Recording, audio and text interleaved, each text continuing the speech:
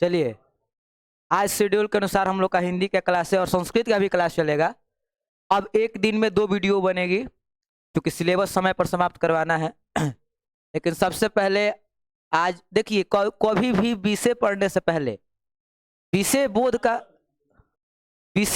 का ज्ञान होना बहुत आवश्यक होता है।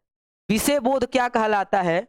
अच्छा, हिंदी जो है, हिंदी की जाति क्या है? जैसे संस्कृत की जाति क्या थी, वो भाषा है एक प्रकार का, वैसे ही हिंदी भी एक प्रकार का क्या है? भाषा है। तो सर, तो थोड़ा सा अंतर है, वो हम चर्चा करेंगे, लेकिन समझिए ध्यान से। सबसे पहले तो आप लोगों को कृष्ण जन्माष्टमी की हार्दिक शुभकामनाएं। अब आज हो या फिर कल हो, हमको लेकर चलना है। भगवान कृष्ण कौन थे, इस पर थोड़ा बोलेंगे। हिंदी चालू कर रहे हैं, शुभारंभ कर रहे हैं, तो फिर एक ऐसा आपको कविता सुनाएंगे जो कि सबसे ज्यादा महत्वपूर्ण है और होना भी चाहिए। आप 10th क्लास में पढ़ते हैं, आपको मार्गदर्शन की आवश्यकता है। रिजल्ट तो बन जाएगा, इसे भी पढ़ा देंगे, पढ़ा के जाएंगे, सिलेबस आपका बिल्कुल टाइम पे समाप्त होगा, लेकिन ये जरूरी है और आपको इतना अच्छा लगेगा कि हाँ भाई ये चीज होना चाहिए। तो सबसे पहले कृष्ण कौन थे? तो लॉर्ड कृष्णा इज बोलेंगे, वॉज नहीं, अभी भी है। Lord Krishna is the biggest management Guru of the world. दुनिया के सबसे बड़े मैनेजमेंट गुरु किसे कहा जाता है? भगवान कृष्ण को कहा जाता है। उनकी आज जन्म दिवस है। और महाभारत का प्रसंग मैं आज यहाँ पर थोड़ा आपको सुना देता हूँ। महाभारत का प्रसंग था, भगवान श्री कृष्ण पांडवों की तरफ से संदेश लेकर के गए थे कि युद्ध ना हो कैसे भी करके, और यदि आपको देखिए न्याय यदि है तो भाई भाई है तो इसमें आधा मिलना चाहिए, और नहीं तो कम से कम कितना गांव दे दीजिए, 5 गांव दे दीजिए, हम लोग अच्छे तरीके से रहेंगे। लेकिन दुर्योधन नहीं दिया और भगवान श्री कृष्ण को बोला कि सबसे पहले बूझ फरियावे बड़े इनके के सबसे पहले बांध जाओ, समझा कि नहीं? तो सबसे पहले इनको बांधने का आदेश दिया। भगवान कृष्ण गुस्सा हुए, क्या क्या हुआ। रामधारी सिंह दिनकर जी को भारत का राष्ट्र कवि कहा जाता है। उन्होंने कृष्ण की चेतावनी करके जो है एक कविता लिखी हुई है, मात्र 5 मिनट लगेगा। आपके अंदर जो है देखिए, पर ऊर्जा संरक्षण का सिद्धांत आप लोग पढ़े हैं? कौन कौन इसमें ऊर्जा संरक्षण का सिद्धांत पढ़ा है? बताइए, खड़े हो जाइए।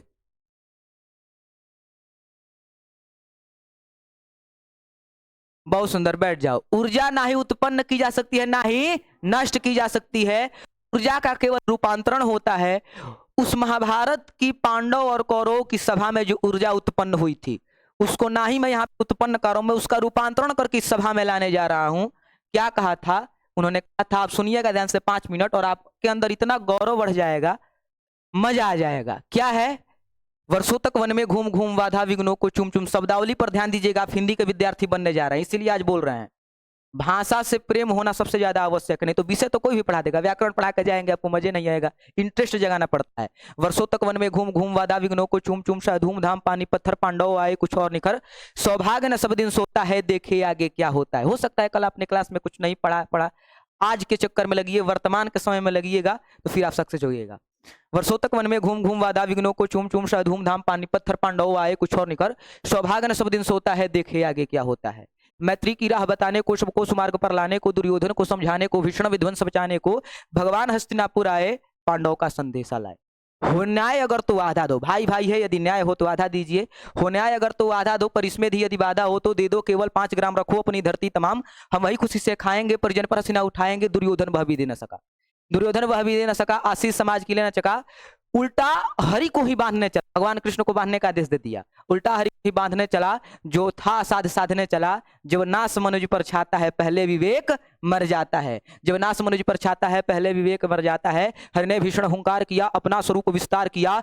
डगमग डगमग दिग्गज डोले, भगवान कुपित होकर बोले, जंजीर बढ़ाकर साध मुझे, हाँ हाँ दुर्योधन बांध मुझे। जंजीर बढ़ाकर साध मुझे, हाँ हाँ दुर्योधन बांध मुझे। यह देख गगन मुझ में अला है। अब अपना विस्तार बता रहे हैं कि हमारा शरीर दिखाई दे रहा है, हमारा अस्तित्व इतना तक ही नहीं है, इतना है दिखा रहे हैं। यह देख गगन मुझ में अला है, यह देख पवन मुझ में अला है। मुझ में विलीन झंकार सकल मुझ में अला है, संसार सकल अमृत फूलता है मुझ में, संहार झूलता है मुझ में। उदयाचल मेरा दीप्त भाल भूमंडल वक्षस्थल विजाज भुज परिदिबंध को घेरे हैं, मैं नाक में रूपक मेरे हैं, दीप्ते जो ग्रह नक्षत्र निकर। जितने भी ग्रह और नक्षत्र आपको दिखाई देते हैं, ये सब कहाँ है? मेरे मुख के अंदर। दीप्ते जो ग्रह नक्षत्र निकर सब है मेरे मुख के अंदर। दृघोत दृष्टकांड देख मुझ में सारा ब्रह्मांड देख, दृघोत दृष्टकांड देख मुझ में सारा ब्रह्मांड देख। चर अचर जीव जक्षर अक्षर, चर अचर जीव जगक्षर अक्षर नस्वर मनुष्य सुरजात यमर शतकोटि सूर्य शतकोटि चंद्र शतकोटि सिंधु मंद शतकोटि ब्रह्म विष्णु महेश शतकोटि जिष्णु जलपति धनेश शतकोटि रुद्र शतकोटि काल शतकोटि दंडधर लोकपाल। जंजीर बढ़ाकर साधिने हाँ हाँ दुर्योधन बांधिने, जंजीर बढ़ाकर साधिने हाँ हाँ दुर्योधन बांधिने। भूलोक अतल पाताल देख गत और अनागत काल देख, यह देख सृष्टि का आदि सृजन, यह देख महाभारत, देख इसमें महाभारत का रण है, तेरे को भविष्य दिखा रहा हूं, सब मरे पड़े हैं, खोज ले इसमें तू कहाँ पे है, जरा देख महाभारत का रण, जरा देख इसमें कहाँ है तू। सुनो फिर से सुन लो। यह देख सृष्टि का आदि सृजन, यह देख महाभारत का रण, मृतकों से पटी हुई है, पूरी जो धरती है वो मृतकों से पड़ी हुई है, मृतकों से पटी हुई है। जरा देख इसमें कहाँ तू है। अंबर में कुंतल जाल देख, पद के नीचे पाताल देख, जिह्वा से कटती ज्वाल सकन, जिह्वा से कटती ज्वाल सकन, सांसों में पाता जन पर पवन, प्रजाति मेरी दृष्टि उधर, हंसने लगती है सृष्टि उधर, मैं जब ही मूंदता हूँ लोचन छा जाता चारों ओर मनन, बांधने मुझे तू आया है जंजीर बड़ी क्या लाया है, बांधने मुझे तू आया है जंजीर बड़ी क्या लाया है। यदि मुझे बांधना चाहे मन, पहले तो बांध अनंत गगन, जो शून्य को साध न सकता है वह मुझे बांध कब सकता है। हित वचन नहीं तूने माना, मैत्री का मूल्य न पहचाना, तो लय मैं भी अब जाता हूँ, अंतिम संकल्प सुनाता हूँ, याचना नहीं अब रण होगा, याचना नहीं अब रण होगा, जीवन जय या कि मरण होगा। टकराएंगे नक्षत्र निकर बरसेगी भू पर विहन पकड़, फणशेष नाग का डोलेगा, फणशेष नाग का डोलेगा, विकराल काल मुंह खोलेगा, दुर्योधन रण ऐसा होगा फिर कभी नहीं जैसा होगा। भाई पर भाई टूटेंगे, विषमाण बुंड से छूटेंगे, वाय श्रृंगाल सिख लूटेंगे, आखिर तो भूषाई होगा, हिंसा का पर्दाई होगा। थी सभासन सब लोग डरे चुप थे या थे बेहोश परे, केवल दो नर ना घाते थे, धृतराष्ट्र विदुर सुख पाते थे, केवल दो नर ना घाते थे, धृतराष्ट्र विदुर सुख पाते थे। तो ये उनकी कविता है और इसमें उन्होंने बहुत बड़ी बड़ी बातें कही हैं। इसी के साथ हम लोग आज संस्कृत का क्लास चालू करेंगे। सबसे पहले चीज हिंदी की क्लास चालू करेंगे तो सबसे पहला जो प्रश्न होना चाहिए वही होना चाहिए कि हिंदी क्या है। तो हिंदी एक प्रकार की क्या है, भाषा है। लेकिन संस्कृत की यदि सबसे पहली क्वालिटी पूछ रहे कि संस्कृत की क्वालिटी क्या है, तो संस्कृत की सबसे बड़ी क्वालिटी थी कि संस्कृत किससे बना हुआ था, स्वयं से बना हुआ था। लेकिन हिंदी स्वयं से बना हुआ नहीं है, इसमें विश्व की कई प्रकार की भाषाएं आई हैं, स्थान लिया है उन्होंने, और फिर धीरे धीरे ये भाषा बढ़ी है। क्योंकि आप लोग जब पढ़िएगा तो आप लोग पढ़े होंगे अवश्य ही कि हिंदी जो होता है उसमें देशज शब्द भी होते हैं और विदेशज शब्द भी होते हैं। तो विदेश की भी अन्य अन्य भाषाएं हैं, फारसी है, उर्दू है, ये सब आकर के हिंदी में समाहित हुई है। तो हिंदी एक वैसी भाषा होती है जिसमें विश्व की अनेक जो है भाषाएं समानता से सम्मिलित होती है। मतलब कि विश्व की अनेक भाषाओं से, अथवा आप लोग कह सकते हैं कि हिंदी मिक्सचर लैंग्वेज, अर्थात की भाषा, हिंदी भाषा जो है वो लगभग एक मिश्रित भाषा की तरह कार्य करती है। अब भाषा के हम पहले ही बता चुके हैं, वो ज्यादातर चीज जो है संस्कृत में पढ़ाया हुआ है। सबसे पहला व्याकरण की सबसे छोटी इकाई क्या होती है, वर्ण। वर्ण यहाँ पर चालू करेंगे, वास्तव में चालू नहीं करेंगे। संस्कृत वर्ण में और हिंदी के वर्ण में दो तीन पॉइंट है जो अलग अलग है। और फिर से हम आपको स्वर व्यंजन पढ़ाना चालू करें तो आप बोरे होइएगा, इसके अलावा और कुछ नहीं होइएगा।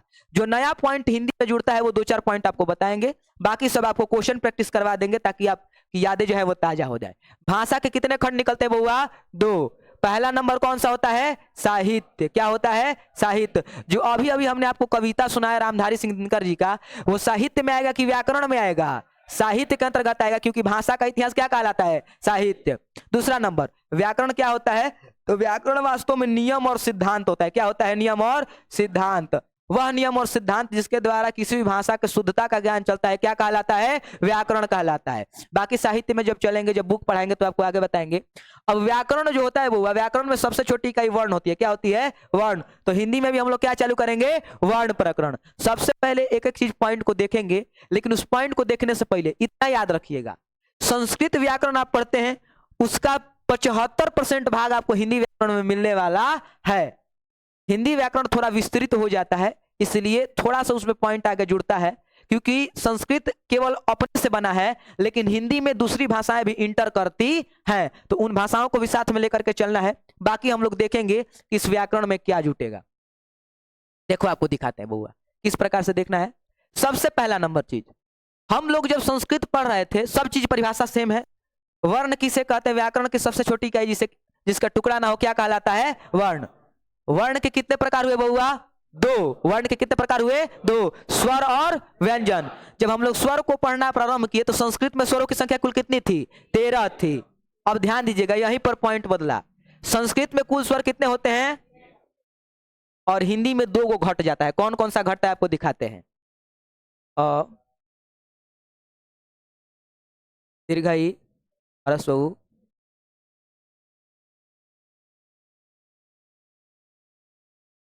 दीर्घ ए ए, दीर्घ हो गया जी। 3 3 6 3 9 4 13, ठीक है। अब देखो ध्यान से, ये संस्कृत के कुल कितने स्वर हैं? 13। लेकिन भाई साहब हिंदी में कहता है, हिंदी 2 स्वरों को नहीं मानता है, बड़ा री और ली को। हमेशा याद रखिएगा, हिंदी में 2 स्वर नहीं होते। कौन कौन से? बड़ा री और ली। तो यदि 13 में से 2 को घटाइएगा तो कितना आंसर आएगा? 11। हमेशा याद रखिएगा बउआ, हिंदी में स्वरों की संख्या कितनी है? 11 है। हिंदी में स्वरों की संख्या कितनी है? 11। कौन सा है? अ, आ, ह्रस्व ई, दीर्घ ई, ह्रस्व उ, दीर्घ उ, री, ए ओ औ। बड़ा री और री का स्थान नहीं होता है। पहला नंबर फैक्ट। इसके बाद कुछ नहीं आपको पढ़ना है, पीछे आप सब चीज पढ़ के बैठे हुए हैं। बाकी हम जब क्वेश्चन प्रैक्टिस कराएंगे तो चर्चा करेंगे। तो हिंदी में स्वरों की संख्या कुल कितनी है? 11। अब स्वर कितने प्रकार के होते हैं? 3। स्वर कितने प्रकार होते हैं? पहला ह्रस्व स्वर, दूसरा दीर्घ स्वर, और तीसरा नंबर क्या होता है? प्लुत स्वर। अब देखिए, अब हम आपसे पूछेंगे, ली जो है वो ह्रस्व स्वर की दीर्घ स्वर है? ह्रस्व स्वर है। ली जो है वो कौन सा स्वर है? ह्रस्व स्वर। संस्कृत पर पहले चर्चा कर लेते हैं। मैनेजमेंट इसको करने सीखना है आपको, बाकी सब चीज आप पढ़े हुए हैं। यदि ह्रस्व स्वर की बात करें तो कौन सा आता है? अ आता है, ह्रस्व ई आता है, ह्रस्व उ आता है, ह्रस्व री आता है, और क्या आता है? ली। लेकिन हिंदी की यदि बात की जाए तो हिंदी में ये चारों तो रहता है, लेकिन ली नहीं रहता है। तो हिंदी में मतलब कि यदि पूछे, बताइए संस्कृत में ह्रस्व स्वरों की संख्या कितनी है, तो क्या कहिएगा? 5। संस्कृत में ह्रस्व स्वरों की संख्या कितनी है? 5। 5 है ना जी। और हिंदी की यदि बात की जाए तो कितनी है? 4। हाँ, याद रखिएगा, हिंदी में ह्रस्व स्वर कितने हैं? 4। अ, ह्रस्व ई, ह्रस्व उ और ह्रस्व री। ली का स्थान हिंदी में नहीं होता है, याद रखिएगा। वैसे पहला नंबर पॉइंट। हिंदी में स्वरों की कुल संख्या कितनी है? 11। हिंदी में स्वरों की कुल संख्या कितनी है? 11। हिंदी में ह्रस्व स्वरों की कुल संख्या कितनी है? 4। तो 4 को यहाँ पे हो गया, 4 यहाँ पे लिख दीजिए। अगली बारी आती है दीर्घ स्वर की। किसकी आती है? सबसे पहले संस्कृत का देख लेते हैं। संस्कृत में दीर्घ स्वर होता है आ। क्या होता है? दीर्घ ई, दीर्घ उ, दीर्घ री। उसके बाद क्या आता है जी? ए ओ औ। कितनी संख्या है इसकी? 8। कितनी है? 8। हम अभी अभी बताए कि हिंदी में बड़ा री का प्रावधान नहीं होता है। तो हिंदी की यदि बात की जाए तो फिर दीर्घ स्वरों की संख्या इसमें कितनी हो गई? 7। आ, दीर्घ ई, दीर्घ उ, ए ओ और क्या? ओ। मतलब कि देखिए, याद रखिएगा हमेशा बउआ, हिंदी में दीर्घ स्वरों की कुल संख्या कितनी होती है? 7। अब 3 गो एमसीक्यू यहां से तैयार हो गया। 3 गो एमसीक्यू कौन कौन तैयार हो गया? पहला नंबर एमसीक्यू, हिंदी में स्वरों की संख्या कितनी होती है? 11। हिंदी में स्वरों की संख्या कितनी होती है? 11। संस्कृत में स्वर कितने हैं? 13। ठीक है ना, वहां पे 2 को घटेगा। आगे देखिए, संस्कृत में ह्रस्व स्वरों की संख्या कितनी है? 5। संस्कृत में ह्रस्व स्वर कितने हैं? लेकिन हिंदी में कितने हैं? 4। संस्कृत में दीर्घ स्वरों की संख्या कितनी है? 8। लेकिन हिंदी में दीर्घ स्वरों की कितनी? 7। अब देखिए, यहां पर 7 गो हो गया, यहां पे 4 गो हो गया। 7 4 कितना होता है? 11। हो गया कि नहीं हो गया? LHS बराबर RHS हो गया कि नहीं हो गया? बस इतना याद रखना है कि संस्कृत में से यदि बड़ा री और री को हटा दिया जाए तो हिंदी में कुल स्वरों की संख्या कितनी है? 11। और एगो स्वर प्लुत सॉरी एगो स्वर ह्रस्व स्वर से हटा दीजिए री को, और एगो स्वर दीर्घ स्वर से हटा दीजिए दीर्घ री को। बाकी कितनी संख्या बचती है? 11 गो बचती है। बस यही एक अलग कॉन्सेप्ट है। एक और अलग कॉन्सेप्ट होता है क्या? संस्कृत में आप लोग को ये नहीं लिखवाया गया कि व्यंजन कितने प्रकार के होते हैं। ये लिखवाया गया है? नहीं। उसमें आपको लगातार पढ़ाते गया है कि ये उस व्यंजन है, संयुक्त व्यंजन है। लेकिन हिंदी व्याकरण ऐसा मानता है।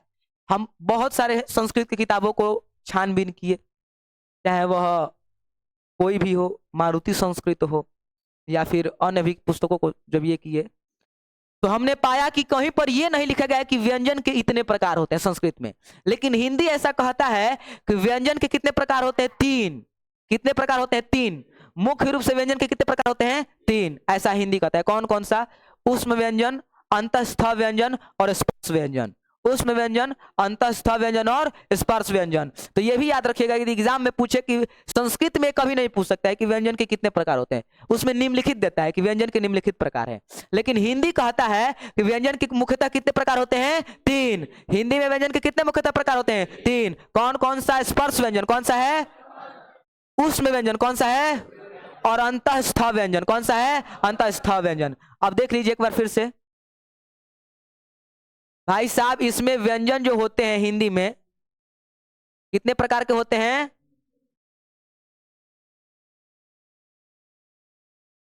व्यंजन कितने प्रकार के होते हैं? 3। पहला कौन सा आता है? स्पर्श। दूसरा नंबर कौन सा आता है? उष्म। और फिर क्या आता है? अंतःस्थ। अब कोई पूछे कि स्पर्श व्यंजन क्या है, तो आपको बताएं, स्पर्श मतलब होता है छूना। यदि कोई भी वर्ण हमारे स्वर तंत्र के किसी विभाग से छू करके बोला जाता है, उसे क्या कहा जाता है? स्पर्श व्यंजन। अब स्वर तंत्र क्या है? तो जो हमारा जिह्वा है, जो हमारा ओष्ठ है, जो हमारी नासिका है, जो हमारे दंत हैं, जो हमारे तालु हैं, ये सभी सम्मिलित रूप से क्या कहलाते हैं? स्वर तंत्र। क्या कहलाते हैं? स्वर तंत्र। तो ये स्पर्श व्यंजन की कुल संख्या कितनी है बउआ? 25 है। कितनी है? 25। सब भुला गिल लोनु, सब गधा है बैठा है का? कुल गधा हमरे की यहाँ होता का हो? देखो, स्पर्श व्यंजन की कुल संख्या कितनी है? 25। स्पर्श व्यंजन में कुल कितने वर्ग होते हैं? 5। और एक वर्ग में कितना वर्ण होता है? 5। हाँ, तो ये बस वही सब चीज वही है। उष्म व्यंजन की परिभाषा, उष्म मतलब होता है, उष्मा मतलब होता है गर्मी, समझ में कि नहीं? वैसे वर्ण जिनके उच्चारण में मुख से क्या निकलती हो? उष्मा निकलती हो अथवा गर्मी निकलती हो, क्या कहलाते हैं? उष्म वर्ण। कौन सा है? इतनी, इसकी संख्या कितनी है? 4 गो। कितनी है? 4। तालव्य स, मूर्धन्य स, दांती स और ह। अंतःस्थ व्यंजन कौन सा है बउआ? इसका बताए थे, अगुवान वाला कॉन्सेप्ट बताए थे। जो आधा स्वर हो और आधा व्यंजन हो, उसे क्या कहलाता है? अंतःस्थ। कौन इसकी संख्या कितनी है? 4। कौन कौन सा? य, र, ल और व। समझा कि नहीं? अब देख लो ध्यान से, यहाँ पर 25 हो गए, यहाँ पे 4 हो गए, यहाँ पे 4। स्वरों की संख्या कुल कितनी है? 11। हिंदी में स्वरों की कुल संख्या कितनी है? 11। 11 को यहाँ पे हो गया। इतना कॉन्सेप्ट क्लियर है बउआ? आयोगवाह, अन और अ की जाति क्या होती है? आयोगवाह। आयोगवाहों की संख्या संस्कृत में कितनी है? 2। हिंदी में भी कितनी है? 2। इसमें कोई परिवर्तन नहीं होता है। तो आयोगवाह यानी कि अन और अह कितना हो गया? 2 गो हो गया। कितना हो गया? 2 गो हो गया। अब एक चीज इसमें नया जुड़ता है। क्या जुड़ता है बउआ? आपको बता रहे हैं। हम लोग जब संस्कृत में पढ़ रहे थे तो एक आ रहा था ढ और एक आ रहा था ड, समझ में आया कि नहीं? लेकिन हिंदी अपने से इसको बनाता है। आप लोग बहुत जगह इसमें ढ में नीचे बिंदु लगा हुआ देखेंगे, इसमें ड में भी नीचे बिंदु लगा हुआ देखेंगे। हिंदी अपने से बस यही परिवर्तन करता है। ये वाला ड और ढ को भी मानता है, ये वाला ड और ढ को भी मानता है, लेकिन ये अपना व्यंजन तैयार करता है। यानी कि यदि कोई पूछे, जितने भी इसके स्वर और व्यंजन है वो सब संस्कृत के हैं। किसके हैं? संस्कृत के हैं। लेकिन कोई पूछे कि हिंदी का व्यंजन कौन कौन सा है, तो हिंदी के व्यंजनों की संख्या कुल कितनी है? 2। हिंदी के अपने व्यंजन कितने हैं? 2। बाकी सब व्यंजन और स्वर किसके हैं? संस्कृत के हैं। वो संस्कृत से ही मांग लिया है, भाड़ा पर मांगल जलन हो वैसे ही भाड़ा पर मांग लिया है। लेकिन अपना भी तो कुछ क्वालिटी होना चाहिए, नहीं तो संस्कृत और हिंदी में फायदा अंतरे का रह जाएगा। तो फिर याद रखिएगा, ड के नीचे यदि बिंदु लग जाए और ढ के नीचे यदि बिंदु लग जाए, तो ये जो व्यंजन तैयार होते हैं वो हिंदी के अपने व्यंजन होते हैं। एग्जाम में पूछे, यदि कॉम्पिटिटिव एग्जाम में पूछता है, बताइए कि हिंदी के अपने व्यंजनों की संख्या कुल कितनी है? 2। तो कोई पूछेगा कि अपने व्यंजन, मूर्ख ही बतिया रहा है का हमसे? अपने व्यंजन मतलब क्या हुआ? हमने कहा नहीं, जितने भी आगे सारे व्यंजन है वो कुल कहाँ के हैं? संस्कृत के हैं। संस्कृत का व्यंजन लाके कहाँ रख दिया गया है? हिंदी में। लेकिन यदि कोई पूछे कि यदि अपने व्यंजन इसके कितने हैं, तो 2 है। कितने हैं? 2। ड और ढ वहां पर भी था, लेकिन उसके नीचे बिंदु लगा नहीं था। लेकिन हिंदी कहता है कि नहीं, हम इसके अंदर बिंदु लगाएंगे, इसके नीचे भी बिंदु लगाएंगे और इसको हम अपना व्यंजन बोलेंगे। कैसे कि जब तक अपना कुछ क्वालिटी नहीं दिखाएगा, मान लीजिए कि आप खड़े हो गए और कहने लगे हैं हमारा तो गोतिया कलेक्टर बड़े हैं, उसी समय उसका एक चमेटा लगाओ, अरे तर गोतिया न बड़े, तू कहा हो, तुम्हारा औकात का है? तो इसलिए अपने अंदर क्वालिटी विकसित करिए। तो हिंदी के लिए भी यही हुआ। हिंदी बोला कि हमारे देश के हवे और उनका सब व्यंजन हम ले ना सकीला, तो बोला गया कि भाई साहब आपके अंदर तब क्वालिटी का रहेगी जब दूसरे के आधार पर आप चल रहे हैं। हमारा नाम चाहे दूसरा के नाम चाहे किसी और का नाम लेकर के आप चलिएगा तो फिर आप नहीं सक्सेस हो सकते हैं। आपको कुछ अपना क्वालिटी विकसित करना होगा। तो हिंदी ने कहा कि हम ढेर कुछ कड़म ना, हिंदी बहुत सुस्त व्यक्ति है, उसके बस इनका नीचे का वो क्या बैठा जाता नहीं, बिंदु बैठा जाता नहीं, बाकी हमारे का हो गया मेरा व्यंजन है। क्या है? मेरा व्यंजन। तो याद रखिएगा कि हिंदी के अपने व्यंजनों की संख्या कुल कितनी है? 2। अपने शब्द लगा होना चाहिए। हिंदी में अपने व्यंजनों की संख्या कुल कितनी है? 2। याद रखिएगा हमेशा। कौन सा है? ड और ढ। बस इसके नीचे क्या लगाना चाहिए? बिंदु। तो बस अपने व्यंजन कितने हो गए बउआ? 2। और एक सबसे महत्वपूर्ण चीज है, क्या है बउआ? अब आपको बता दे रहे हैं। अब इसको पूरा जोड़ो तो, इसको जोड़ो तो यहाँ पे कितना हो गया? 25 हो गया। यहाँ पे कितना हो गया? 4 हो गया। यहाँ पर 4 हो गया। यहाँ पे 2 हो गया। वहां पे भी 2 हो गया। वहां पे भी 2 हो गया। और वहां पे 11। इसको पूरा जोड़ो, जोड़ो तो कितना आ रहा है आंसर?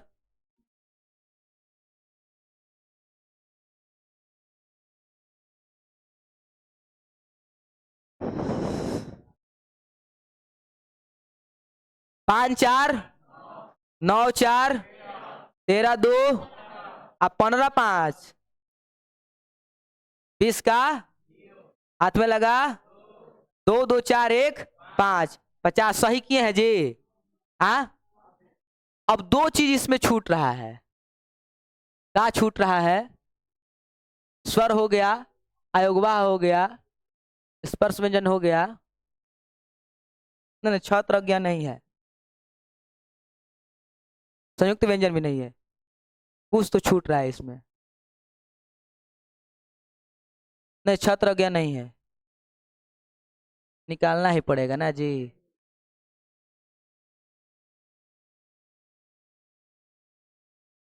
हाँ, संयुक्त व्यंजन, संयुक्त व्यंजन ठीक बोल रहा है। संयुक्त व्यंजनों की कुल संख्या कितनी है? 4 है। 4 छ त्र ज्ञ और एक स्र भी होता है, समझ में आया कि नहीं? तो संयुक्त व्यंजन कुल कितने हैं? 4। तो पूरा कितना हो गया? पूरा जोड़ोगे तो कितना हो जाएगा? 54 को हो जाएगा जी। ठीक है, ठीक है। कहीं पर ज्यादा जोड़ दी है का जी? कहाँ जोड़े हैं? ये 2 आवाज ज्यादा जोड़े हैं ना। बहुत सुंदर, ठीक है, हो गया। संयुक्त व्यंजन की संख्या कितनी है? 4। यदि इसको पूरा जोड़िएगा तो आंसर आएगा 52। कितना आएगा? 52। ये एक बहुत भी यही सवाल होता है कि हिंदी वर्णमाला में बहुत ज्यादा, स्कूल में भी टीचर यही आकर सबसे पहले पूछता है लोग कि हिंदी वर्णमाला में कुल वर्णों की संख्या कितनी है? 52। कितनी है? 52। समझ में आया कि नहीं? तो याद रखिएगा, वर्णमाला किसे कहते हैं? सबसे पहला सवाल ये होना चाहिए आप लोग का कि वर्णमाला किसे कहा जाता है। तो देखिए, माला का माला का कॉन्सेप्ट होता है, यदि मोती बिखरा पड़ा है और उसके यदि क्रमबद्ध तरीके से एक धागे में पिरो दिया जाए तब उसे क्या कहा जाता है? माला। मतलब कि यदि वर्णों को क्रमबद्ध तरीके से सजा दिया जाए तब उसे क्या कहा जाता है? वर्णमाला। क्या कहलाता है? वर्णमाला। तो एग्जाम में यदि पूछ दे कि वर्णों को यदि क्रमबद्ध तरीके से सजाया जाए तब उसे क्या कहता है? वर्णमाला। क्या कहा जाता है? वर्णमाला। तो इसी को यदि क्रमबद्ध तरीके से सजा दिया जाए तब उसे क्या कहा जाता है? वर्णमाला। अब क्रमबद्ध तरीके से सजा रहे हैं बउआ, देखो ध्यान से। सबसे पहले स्वर, देखो स्वरों की कुल संख्या कितनी है? 11। दूसरा स्पर्श व्यंजन, बोलना है पीछे से 4 गो, वाह। 25 गो। कितना है? 25। अंतः स्थ व्यंजन कितना है? बहुत सुंदर। उष्म व्यंजन कितना है? बहुत सुंदर। संयुक्त व्यंजन कितना है? बहुत सुंदर। आगे बताओ। हाँ, आयोगवाह कितना है? 2 गो। बहुत सुंदर। और ये था, हाँ, अपना, हिंदी के अपने व्यंजन कितना है? 2 है। और कुछ बचा है जी? 11 11 25 कितना हो जाएगा?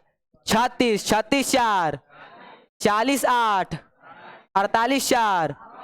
मतलब कि हिंदी में कुल व्यंजनों की संख्या कितनी है? 52। अब क्लैरिफाई करवा दे रहे हैं। स्वर क्या होता है? वैसे वर्ण जो स्वतंत्र माने जाते हैं क्या कहलाते हैं? स्वर। वैसे वर्ण जो स्वरों की सहायता से बोले जाते हैं क्या कहलाते हैं? व्यंजन। स्पर्श व्यंजन जो स्वर तंत्र की सहायता से बोला जाता है, स्पर्श करके बोला जाता है, क्या कहलाता है? स्पर्श व्यंजन। अंतस्थ व्यंजन जिसमें स्वर और व्यंजन दोनों के होते हैं, क्या कहलाता है? अंतस्थ व्यंजन। जिसके उच्चारण में मुख से उष्मा निकलती हो, क्या कहलाता है? उसमें व्यंजन।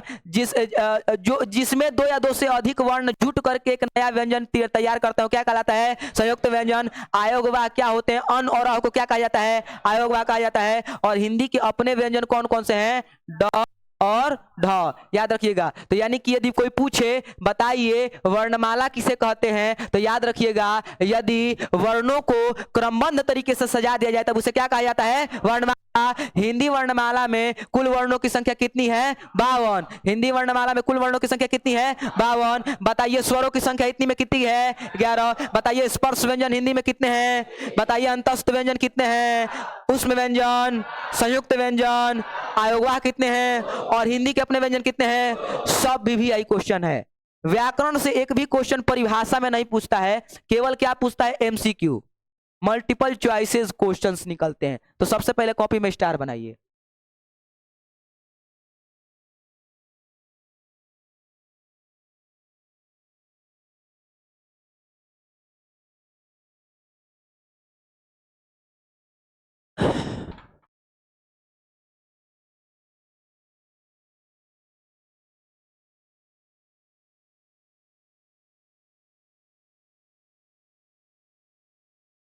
देखो हिंदी वर्ण विचार,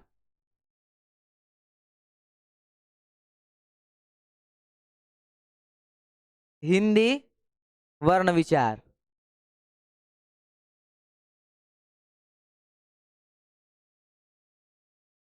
क्या हुआ? आ जाओ जी, इस पे आके बैठ जाओ, इस पे आके बैठ जाओ।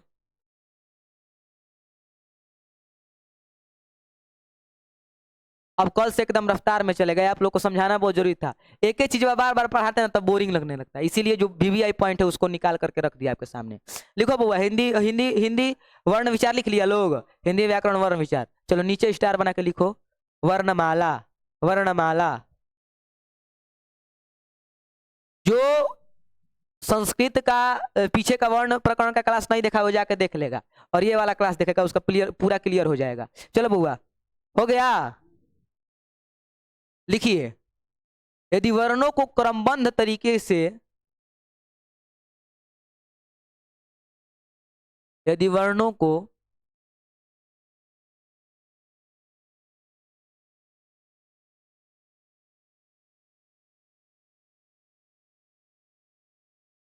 क्रमबद्ध तरीके से सजा दिया जाए तब उसे वर्णमाला कहते हैं। अरे वर्णों की माला क्या कहलाती है? वर्णमाला, सीधा साधा लॉजिक है। अब माला का एक सिद्धांत होता है कि भाई सब उसमें अच्छे तरीके से सजाना पड़ता है मोतियों को, उसी प्रकार से वर्णों को अच्छे तरीके से सजाना पड़ता है। यदि वर्णों को क्रमबद्ध तरीके से सजा दिया जाए तब उसे वर्णमाला कहते हैं।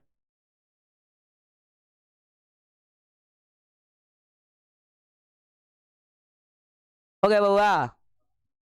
ये चित्र उतार लो, ये वाला जो फिगर है वो उतार लो, वर्णमाला करके लिख लीजिएगा और पूरा ये फिगर उतार लीजिए। ज्यादातर चीज आपको संस्कृत वाला ही मिलेगा, केवल एक ही चीज आपको, दो चीज परिवर्तन मिलेगा। एक स्वर जो है बदल गया है, उसमें 13 था, इसमें कितना हो गया है? 11। और फिर जो हिंदी के व्यंजन है वो नए जुड़े हैं, बाकी सब एक ही जैसा है। उतारिए इसको।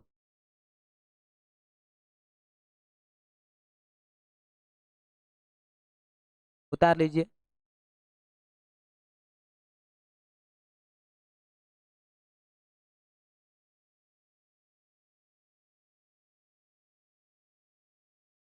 तो जल्दी जल्दी उतारो हुआ।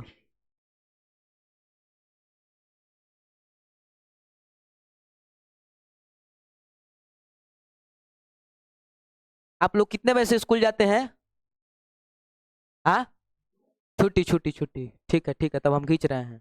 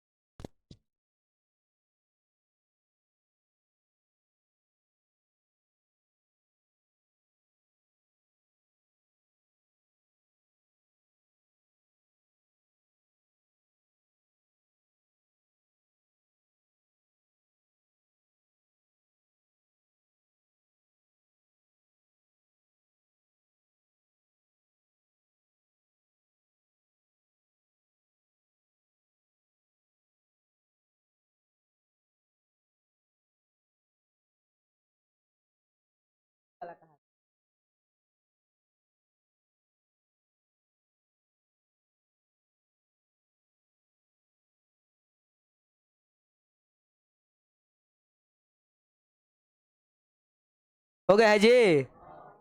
चलो इतना हो गया है। नोट 1 बना के लिखो, अब नोट लिखना है, नोट 1 बना के लिखो होगा। नोट 1, इसमें नोटे केवल लिखाएंगे जो वीवीआई पॉइंट है। नोट 1 बना के लिखो। नोट 1, हिंदी वर्णमाला में, हिंदी वर्णमाला में, हिंदी वर्णमाला में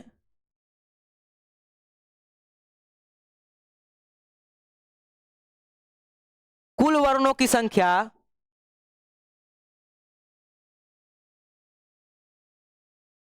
52 है, 52 है।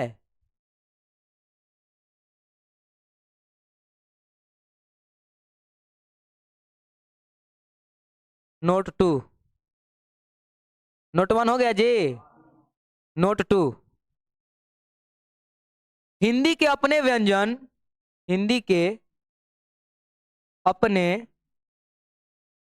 व्यंजन दो हैं, दो हैं, ट और ध, नीचे बस बिंदु लगा होना चाहिए। हिंदी के अपने व्यंजन दो हैं, ड और ढ।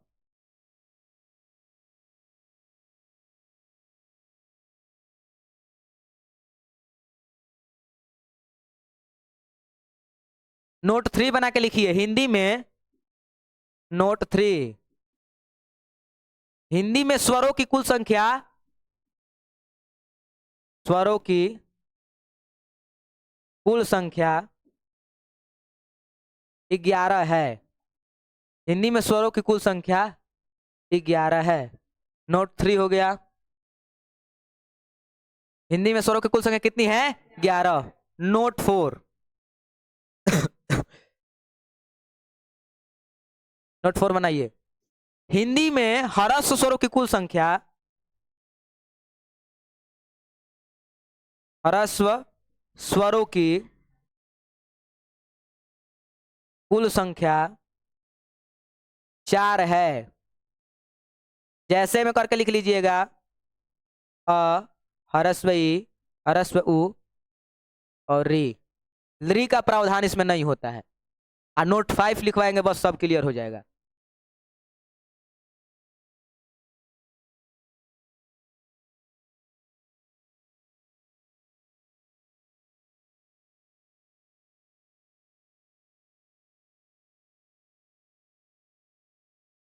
हो गया जी। एग्जाम्पल में अ, ह्रस्व ई, ह्रस्व उ और री का स्थान इसमें नहीं होता है। कहीं से कि हम बताएं बुअल री का प्रयोग कहां पे होता है? वेदों में होता है। हिंदी में वेद होता नहीं है, हिंदी में उपन्यास होते हैं। हो गया है। नोट 5 और लास्ट नोट, हिंदी में दीर्घ स्वरों की कुल संख्या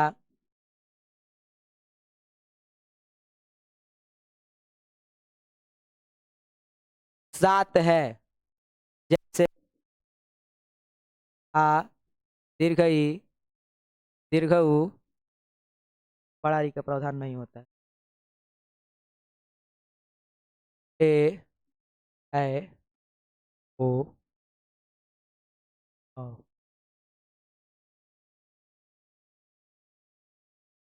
लिख लो बहुआ।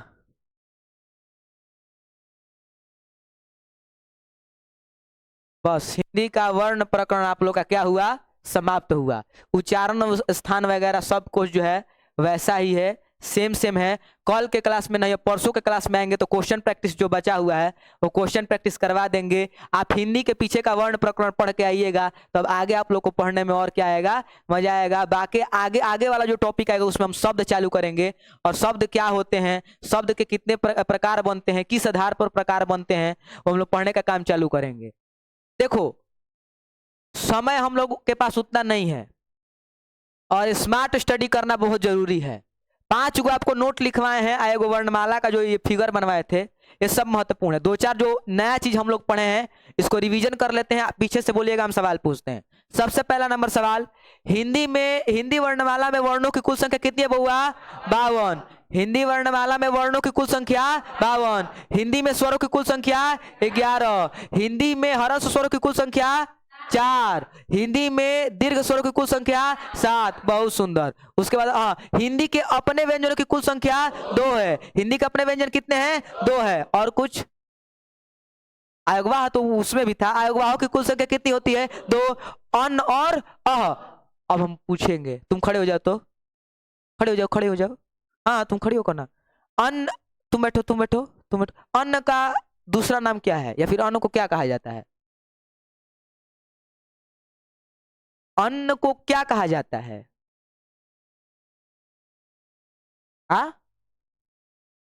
वो तो उसकी जाति है।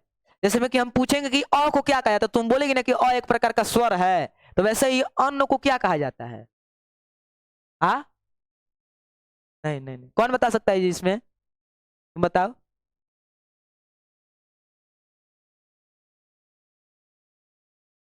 अनुस्वार कहा जाता है। बैठ जाओ, बैठो। खड़े हो जाइए सर, पिंक टी शर्ट वाले। हाँ देख ले बा। ये भुला गिर है कि कौन टी शर्ट पहन के आ जाइल बनी। बताओ हुआ अह को क्या कहा जाता है? अरे उससे अह को पूछ रहा है, अह को क्या कहा जाता है? जैसे अन्न को अनुस्वार कहा जाता है, तो अह को क्या कहा जाता है?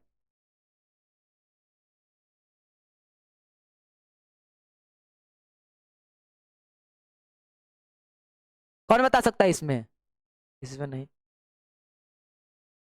तू हो, तुम बता सकता है?